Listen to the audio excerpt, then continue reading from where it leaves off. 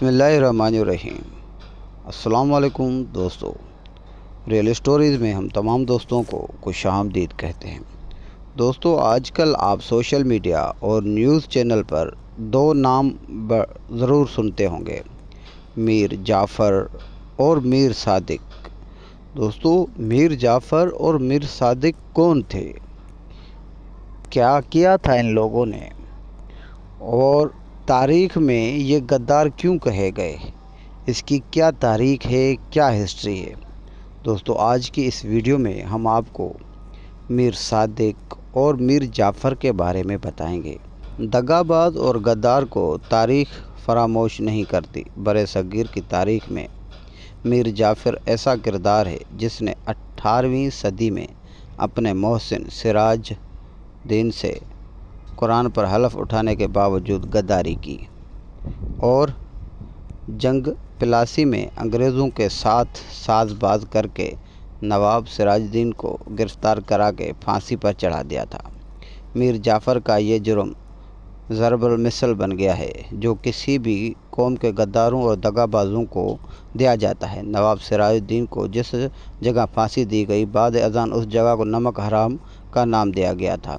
ये मीर जाफ़र की रहायशगाह थी जिसे अब यूनेस्को ने तारीख़ी इमारत में शामिल कर रखा है और इसका नाम भी तब्दील नहीं करने दिया।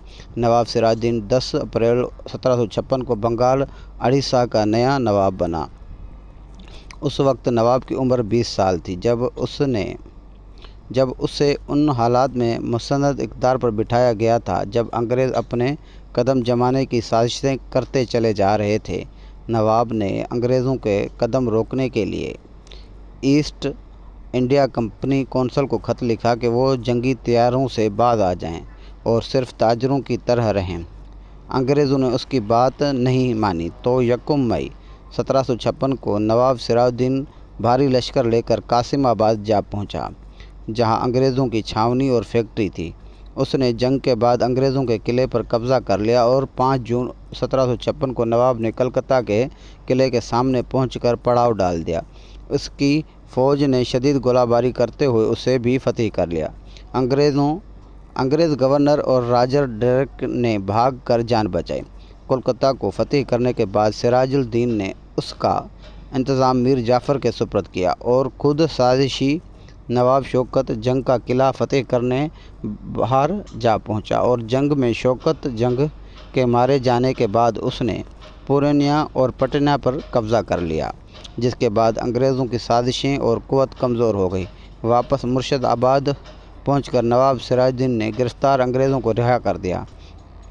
तारीख़ दान बताते हैं कि अंग्रेज़ों ने ब्लैक होल और दूसरी कहानियाँ गढ़कर मदारस कौंसिल को पेश की और बताया कि सिराजुद्दीन को ख़त्म किए बगैर हिंदुस्तान और ख़ास तौर पर बंगाल में अपना इक़्तिदार नहीं बढ़ा सकते। 5 सितंबर 1756 को 11 जहाज़ों पर मुश्तमिल बहरी बेड़ा रॉबर्ट क्लाइव की क़यादत में रवाना हुआ तो सिराजुद्दीन ने दोबारा कलकत्ता पर फ़ौज कशी कर दी।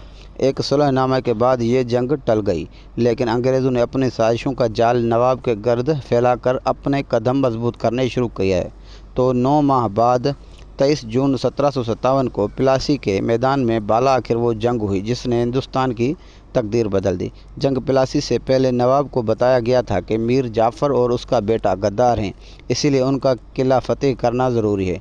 मीर जाफ़र ने अपनी चिकनी चपड़ी बातों से नौजवान नवाब को घायल कर लिया और अपने उसी महल में जहां बाद में नवाब को फांसी दी गई, मीर जाफ़र ने कुरान मजीद पर अपनी वफ़ादारी का हलफ दिया, लेकिन जंग के दौरान मीर जाफ़र ने नवाब सिराजुद्दीन से गद्दारी करके उनकी शिकस्त और अंग्रेज़ों का जीत का रास्ता हमवार किया, जिसके बाद बंगाल पर अंग्रेज़ों का अमूमन कब्ज़ा हो गया। अंग्रेज़ों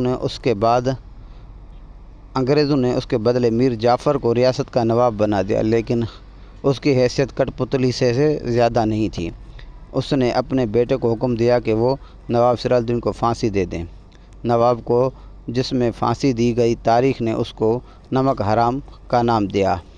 इस महल की यानी गेट के दरवाज़े नवाब के दुश्मनों पर खुले थे, जिन्होंने बाद अज़ान पूरे हिंदुस्तान पर अंग्रेज़ों के कदम जमाने में मदद की।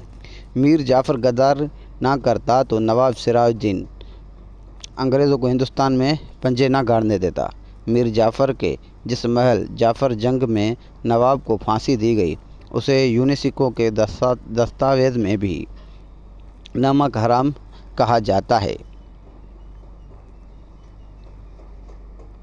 بھارت کے مغربی بنگال ریاست کے شہر مرشد آباد کے علاقہ لال باغ میں جعفر جنگ کے قبرستان کے پاس موجود ہے، جہاں اس کے کھنڈر نمک حرامی کے داستان سناتے نظر آتے ہیں۔ اس کو دوبارہ تعمیر نہیں کیا گیا، بلکہ اس کو ویرانی اور بربادی کی ہی نمک حراموں کے انجام کار کے طور پر پیش کرنے کے لیے سلامت رکھا گیا ہے، تاکہ غداران ملت کے لیے یہ مقام عبرت کا نشان بنا رہے۔